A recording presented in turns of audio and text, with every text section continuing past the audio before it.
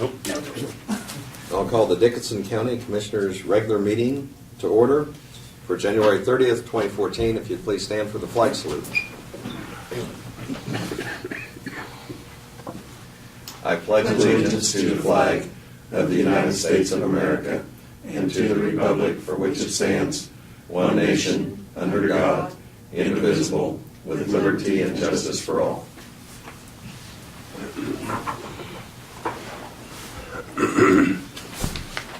Next item of business is the approval of the agenda, and we do have one item that we're going to put in under other business, and that was considering our involvement with Impact Sports and the opportunity for county employees to participate on that.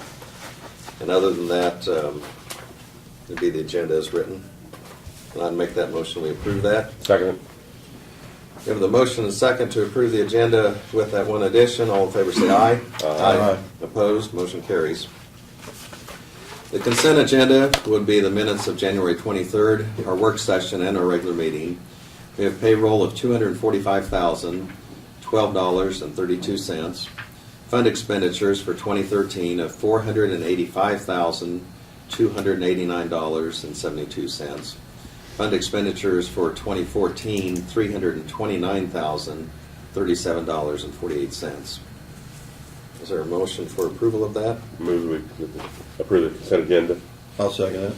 Okay, we have the motion from Commissioner Chamberlain, second from Commissioner Myers to approve the consent agenda as presented. All in favor say aye. Aye. Opposed? Motion carries.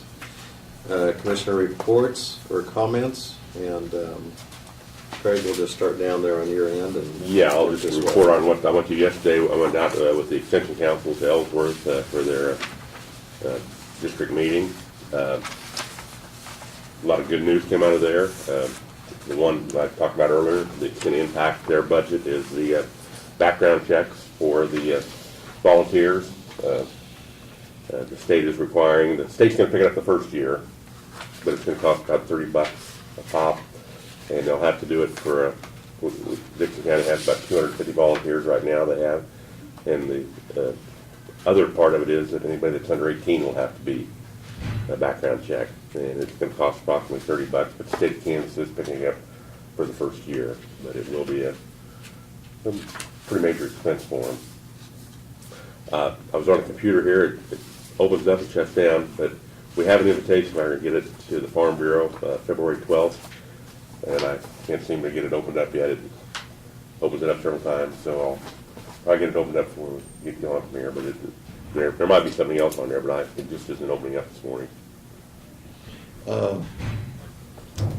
Yeah, the meeting on the 12th, I was planning on going to that Farm Bureau supper that night. Maybe that's what it's about. Yeah, that's what it is. Yeah. Yeah, Yeah, there that's- is. They do have a supper, Yeah, 6:30. and then the conservation supper is on the 13th. So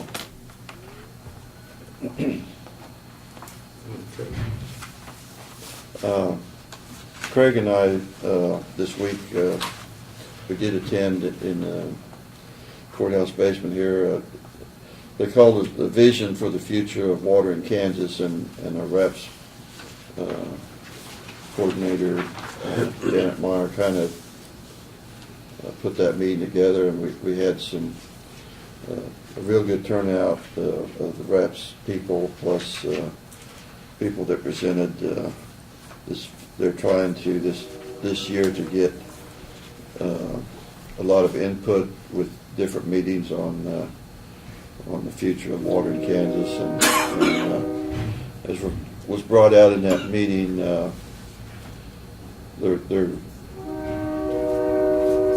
will be some things that will have to be changed. Reservoirs do fill up with dirt, and the aquifer out in western Kansas, the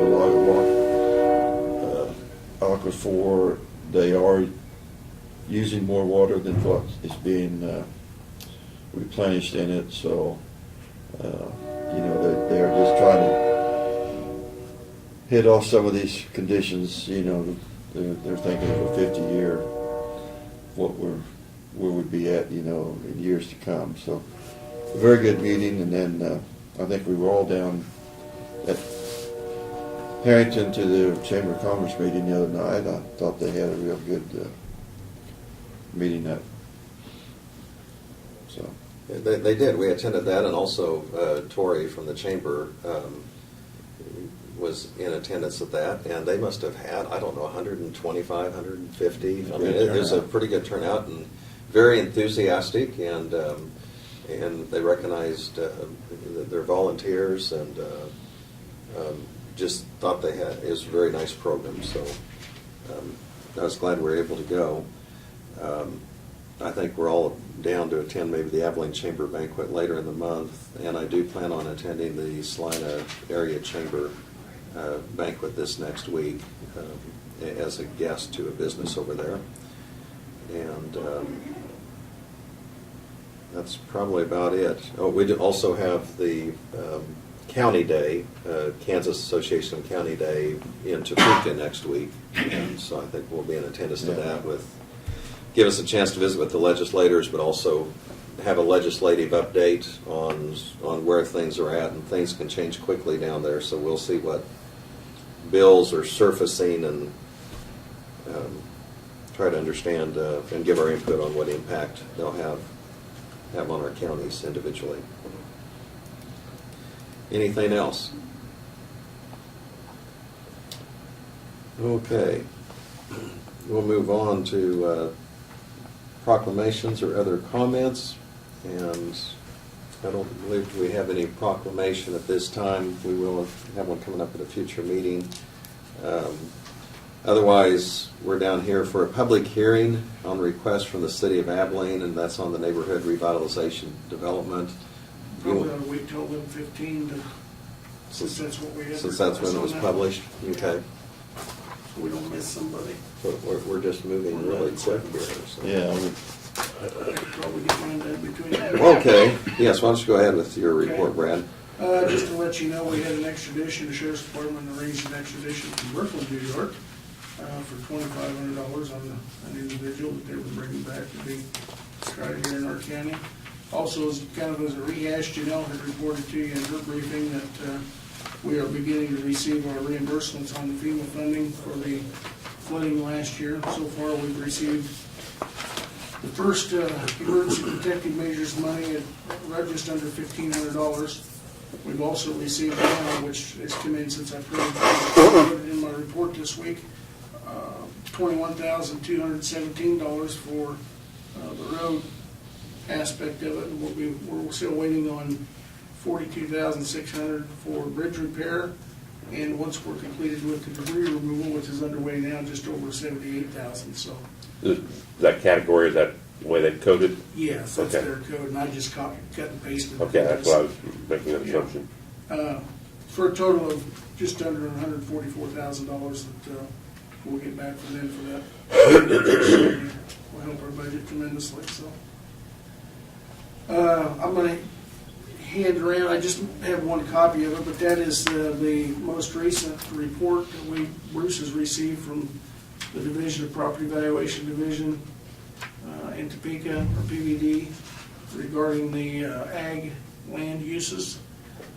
If you look at 2013 and 14, they have increased slightly, which is expected on their rotation.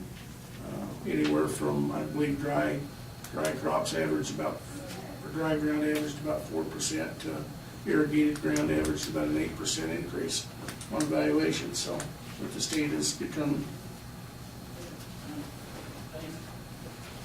Provided you the agenda for the meeting tomorrow. We had K-Work came in and did an audit of several of our facilities on the 22nd, which we're always glad to have them come in and do that and make sure that we're in check. I am glad to say that we had 3 issues at Sterl Hall. 2 of them were just items that were stored in front of a breaker box, and then one of them was an emergency light that the battery apparently failed, so that easily corrected and all in all very minor. And then they also inspected for compliance issues the road and bridge shop, noxious weed warehouse, and then also the household hazardous waste. And for the most part, we had one sign that we need to put out at the household hazardous waste on the door. But other than that, we passed everything, so very good report. I have that if you want to look at it. Since we're out visiting Sterl Hall, how's the, I know it's been just a month now, the cleanup contract working well out there? Any Yeah, I think so. Okay. I haven't heard anything from them that it's not, which I think is, Yeah, news it is is. good news. They have, we've got that process down to where their new office person is emailing in anything that happened. If she needs something, Right. just like any of our departments, she goes on our website, puts the request in, and we respond to it. I seen there were a few things apparently that were done out there. We've done a few things. We bought 3 or 4 tables for them.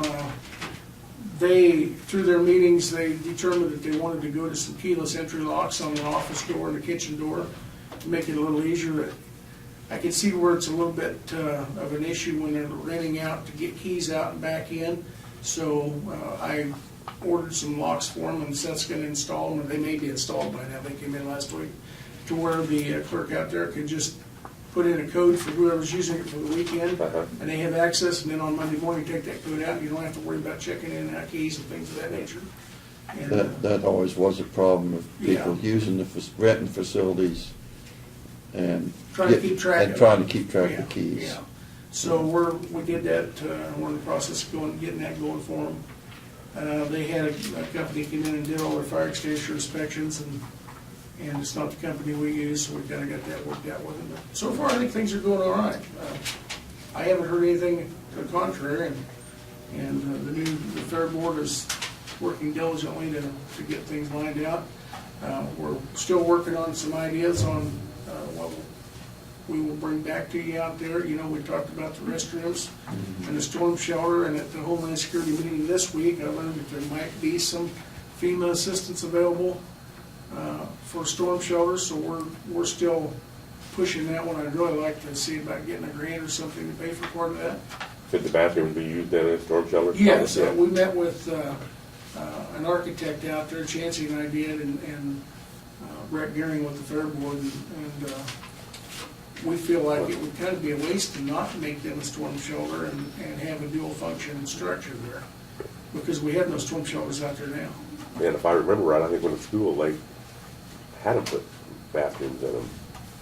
It might have. Yeah, I mean, not all of them, but there were some of them that, they had so many people, just so many people that had to reutilize. We'd like to do it to where these Yeah. are the bathrooms that are certified storm shelters. Yeah. So, and whether it covers any or half the cost or 80%, I don't know, but it would certainly help out. So we're still working on that. Yeah. So, Well, it might make it affordable so that we could do it Right. if you get a grant. and make it, the idea was to have it so that they're accessible from the inside to be used for functions in Sterl Hall. And then also, if you lock the inside door, it's accessible from the outside for a function in the fairgrounds. Yeah, you have a It big, could be used both ways. you have a big, 450-some people, it'd be nice if you wouldn't have to all go to the east end of the building to. Exactly. Exactly. So that was a thought process anyhow, so we're still working on that. We'll see how it goes and bring reports back to you once we get to that point. We do have our 2013 inventory done, and I left the book on my desk. It's ready for you guys to look at and approve. So I'll bring that over and provide it to you. You have the year-to-date employee reports, which are the month of January. And as you can see, the average is 1. So we did fill the slot in the open slot that we've had for several months in dispatch. And we've had one person leave the sheriff's department, so the report kind of looks a little empty and vacant at this point. You mentioned kind of government day. Willowdale Township, I briefed you in a work session, but they're requesting to not vacate, but declare a section of 3100 Avenue as minimum maintenance. We've sent that paperwork to them, and once we get that back, we will bring that back for notice and proceed with it. And right now, or at least this morning, we were scheduled to do our core sampling tomorrow on Key Road. The weather's kind of changed on us, because when we scheduled it last Friday, it was supposed to be 50 degrees tomorrow. And now, this morning, I'm looking, it's supposed to be 31 and drizzly, so I had John Goff doing some checking with the contractor, and we may have to put that off a little bit more, we'll see. So Okay, very good. Timing is with us here. It is 11:15, so we need to have our public hearing. Brad, before I open the public hearing, do you want to have any comments on the neighborhood revitalization development that's being presented to us? I don't think so. I mean, it's certainly something that I would recommend supporting, and I think Tim Hamilton had pretty much filled you in on it when he was here a couple of weeks ago. I expected him probably to be here this morning, so. And from what I understand, he's talked to some of the other taxing entities, the school district, and Well, I think the city has approved and it. the city has approved it. So. Yeah.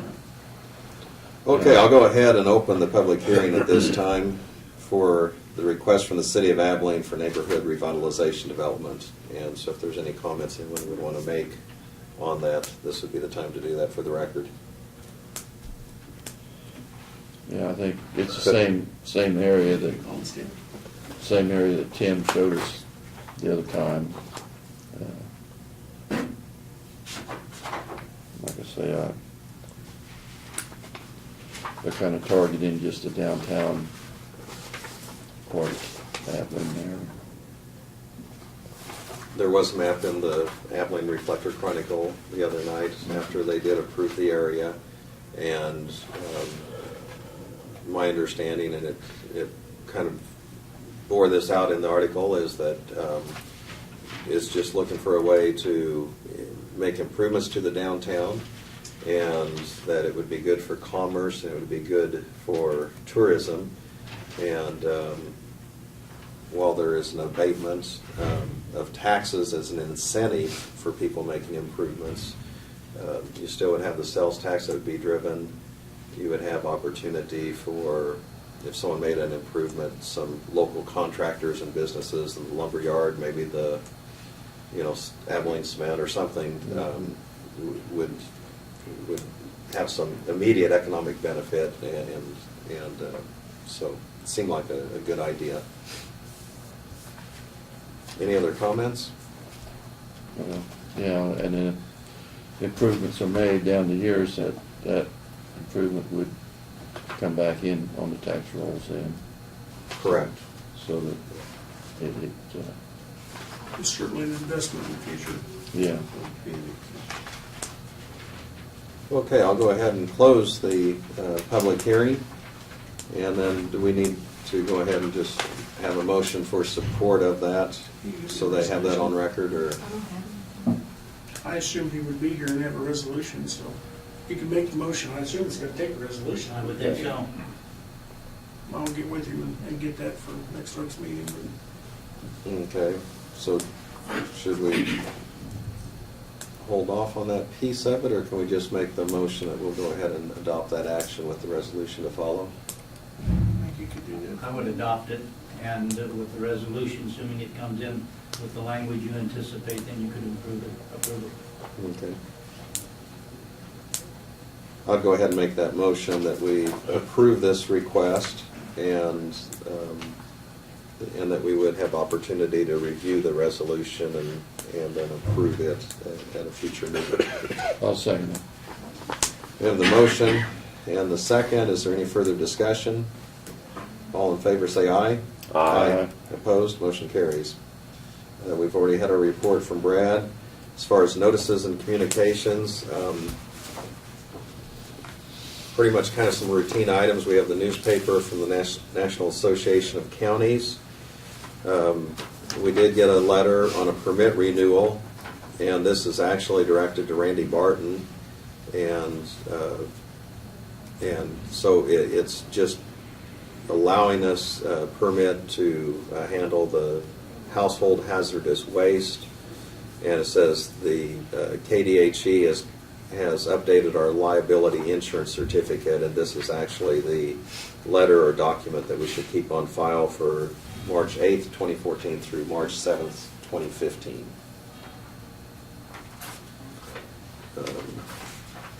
The other is a notice from, also from KDHE, and this is the proposed Kansas water pollution control permits, and it has all of the those that are permits that are being issued throughout the whole state of Kansas, but I did notice also that Enterprise is included on this. Earlier I noticed that, I'm not finding it now, but. So I'll go ahead and turn that over to the clerk. And the only other portion was a newspaper article, and this is on the Kansas National Guard. So I'll have that for your review. And then also we have copies from the Dean of Agriculture at Kansas State, and with all the K-Staters here, they sent us Oh, each a copy. I'm glad they did that. So there you go. Hey. I don't, is that you in the combine there? Well, no, It could be. No, not our, probably not. well, we got John Deere, but not that one. Okay. This is what they're gonna present to legislators. It's on the back here. They've got the pie charts and stuff. Oh, okay. They presented that yesterday here, and this is, they go down and they want to know if we had any, if they could change it or what we liked about it or didn't like about it. I So see. breaking it down, so in the back here is the percent of the budget, and this is just research and extension on the back. Mm. They're 148 million, and they're trying to brand they're calling it KRE. And, I mean, that's what they call it, and that's the short name, but they showed all the different brands that K-State's had over the years, and it's like there was 25 or 30 of them up there. Yeah. Very good. Barb, I've got one. Barb wants to give it to Brad. Hey, those Lady Cats did knock off Oklahoma girls the other night. Quite impressive. Probably one of the better games they've played for a while. Did you hear how that KU Iowa State game came out? I didn't. Yeah, KU pulled away from them pretty Oh, okay. handily. I finally got the deal to open. If it's printed, I probably printed it 10 times at Barb's desk, but this is from the Farm Bureau. I'll read it here. Dear Commissioners, Dixon County Farm Bureau Association would like to invite you to be our guest at a steak dinner meeting on February 12th at Strill Hall in Abilene, Kansas at 6:30. Troy and Stacy Hardick, founders of the Advocacy for Agriculture, will be the featured speakers. Troy and Stacy are pioneers in the agriculture advocacy movement. They have traveled the world helping people involved in agriculture find their voice and the confidence to share their story. The topic will be the real enemy of agriculture.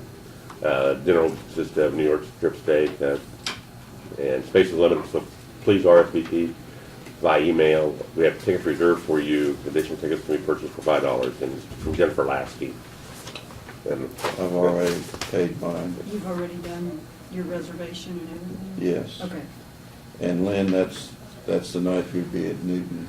Well, I see that at So you- Newton. So you're gonna miss out on that New York strip. Well, they may have, the KC actually is having 3 or 4 meeting locations though, so I may reconsider that so I can.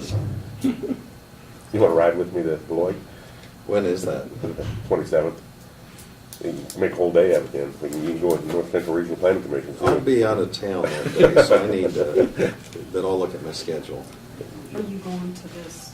I doubt it, but Okay. I'll let you know. Okay. We got the grandchildren that week, and I'm already going to be gone a couple nights. But I already paid our money for Jeanette and me. Okay. Okay. The only other item I have on communications, I had someone inquire the other day if they wanted to come in sometime and visit with the county commission, and I encouraged them to visit with Brad, but also told them that we have our work study sessions that take place, and also a place on the agenda if it's a regular meeting. But if it's in a work session or something, just to give us a heads up in advance is helpful. And, that way, especially if it's during a work study session, we can schedule it around some of the other things we have planned. So, but we, certainly have an open door policy where we want to hear from people if they do have concerns. The next item, introduction and consideration of resolutions. There's no resolutions at this time. We'll move on to other business, and this is consider the appointment of Representative John E. Barker to the Corrections Advisory Board. And do you have a little bit of information on that, Brad, as far as it's for the 8th Judicial District? It is I don't know what the term is, I might tell you later, Representative Barker has served for a number of years as the county's representative on the 8th Judicial District Community Corrections Advisory Board, and he is willing to continue serving in that capacity. And she sent the letter over, they need something in writing to continue that, so. Okay. Well, I move that we appoint John Barker to the Correction Advisory Board. Second. Okay, we have the motion and the second to appoint Representative John E. Barker to the Corrections Advisory Board, which he previously has served on. All in favor, say aye. Aye. Opposed, motion carries. The only other item we have is one that was added to the agenda, and there had been discussions we've had in our work study session as far as a membership for county employees to Impact Sports. And I don't know, Craig, do you want to comment on that, because you've done a lot of the research on it? Well, I think it's important that, as commissioners, we support give our employees the availability to become healthier and stay healthy. If we can have them taken out of their payroll automatically, I think it's a win-win for everybody. I think the other piece of that too that was helpful is just if it's in an organized way Yep. where there's 3 or more employees, then there's a benefit that Impact Sports offers as far as slightly reducing the rate. And so that was, I think, one of the items too that was of interest to the employees. And this would be something, Brad, I understand, we could facilitate, but it's not using county money, it's just deducting this, a payroll deduction for It would be a them. direct pay to the facility out of the employee's salary. It would be their salary money, it wouldn't be their county money, so. It would save them a little bit on their monthly fee, I guess, as far as Save being them able to about get. $4.50 a month by doing it that way. Yeah. The stipulation was that we did have at least 3, and I think we do have 3 that will do it for sure. So, 3 or more. And yeah. I guess the other part of it is, if we would implement this program, we would just direct our payroll clerk, and Dawn could kind of figure out, when she could work this into the system. So I don't know that we need to specify a starting date other than just to say as soon as reasonably possible. And then you talked about either 3 months or 6 month minimum. Right. I think that's kind of important, whichever you choose. Yeah.